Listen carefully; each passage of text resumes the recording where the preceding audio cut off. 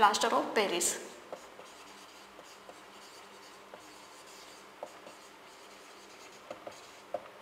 देखो इसका फॉर्मूला क्या होता है, CaSO4 1/2H2। सो इसका देखो क्या है, ये हेमीहाइड्रेट ऑफ कैल्शियम सल्फेट। ठीक है, क्या है ये, हेमीहाइड्रेट ऑफ कैल्शियम सल्फेट। यहाँ पे देखो ये नहीं है कि आपने वाटर मॉलिक्यूल को हाफ कर दिया है। ठीक है, वाटर का तो जो मॉलिक्यूल है वो उतना ही रहेगा, उसे हम हाफ नहीं कर सकते हैं।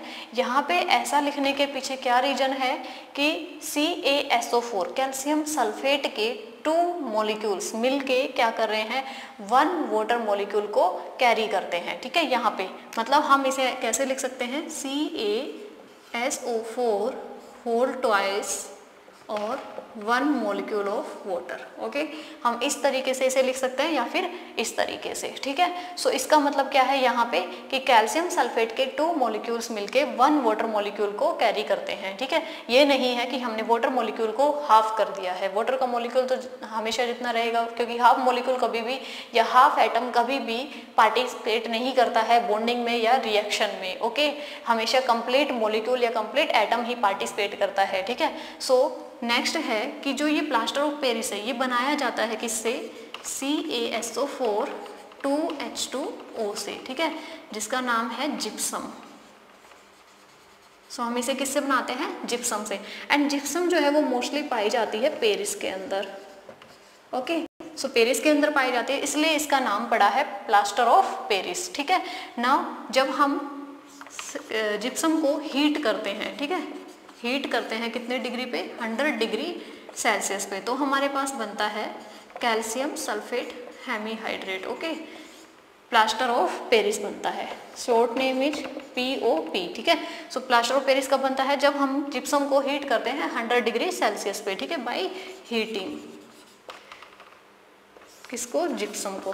ठीक है, सो जब हम इसको हीट करते हैं तो हमें एक बात बहुत ज़्यादा ध्यान रखनी है कि जो टेम्परेचर है वो 100 डिग्री सेल्सियस ही होना चाहिए, इससे ज़्यादा या कम नहीं होना चाहिए। क्योंकि अगर हम इससे ज़्यादा करेंगे तो क्या होगा यहाँ पे कि जो हमारा कैल्शियम सल्फेट है, जो जिप्सम है, ठीक है, यहाँ पे हमें वाटर मॉलिक्यूल के साथ नहीं मिलेगी, मीन्स हमें हाइड्रेटेड ना मिलके कैसी मिल जाएगी, अनहाइड्रस मिल जाएगी। ठीक है, जिसकी क्या होती है, पुअर सेटिंग प्रॉपर्टी होती है। ठीक है, क्या होती है, जिसकी पुअर सेटिंग प्रॉपर्टी होती है। ओके, सो यहाँ पे हम क्या करेंगे, वाटर जो हमारा जो टेम्परेचर है, ठीक है, यहाँ पे जो रिएक्शन के टाइम पे जो टेम्परेचर है उसे हमें मेंटेन करके रखना है ओनली 100 डिग्री सेल्सियस। ठीक है, क्योंकि यहाँ पे क्या होगा, if temperature is not proper, means 100 degree Celsius अगर नहीं होगा, ठीक है, then gypsum converted to anhydrous calcium sulphate. Okay, anhydrous calcium sulphate में ये क्या हो जाएगी, कन्वर्ट हो जाएगी। ठीक है, इसको बड़ा लिखो SO4। ठीक है, इसमें ये कन्वर्ट हो जाएगी, which has poor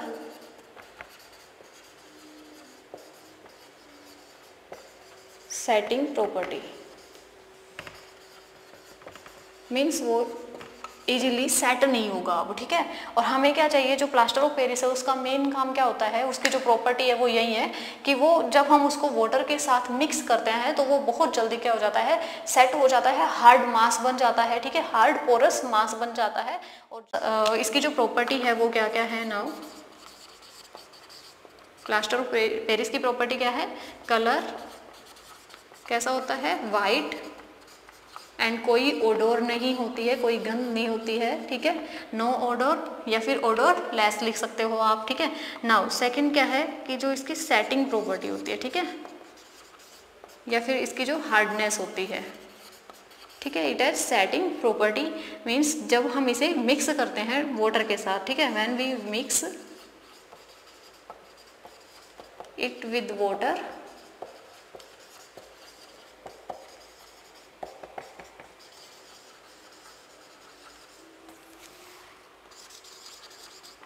hard porous mass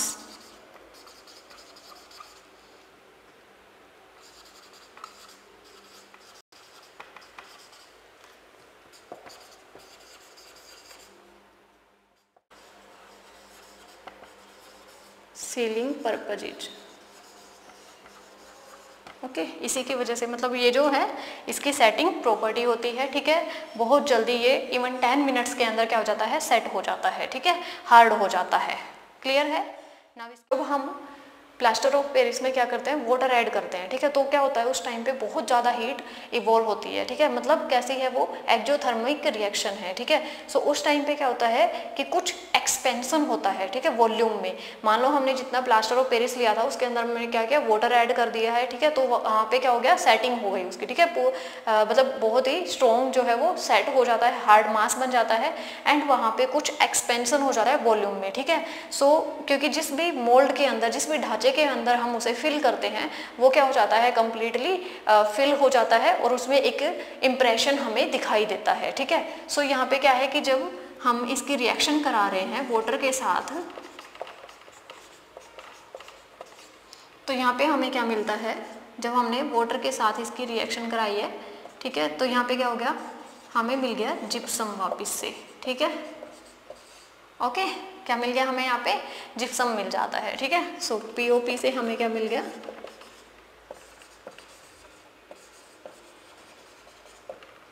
now next है इसके यूजेज। सो यूजेज है फर्स्ट इसका for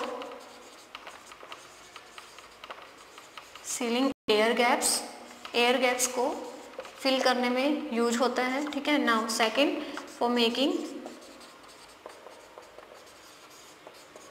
toys, statues and decorative objects.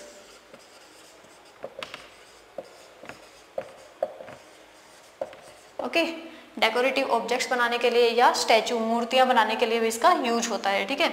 Now third one is for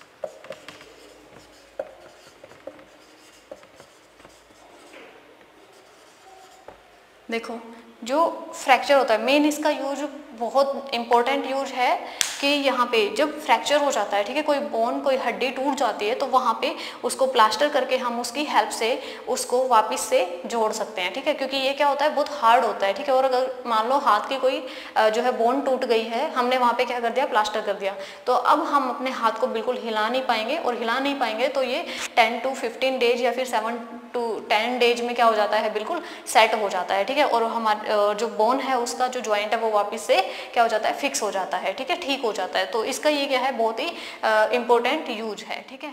now for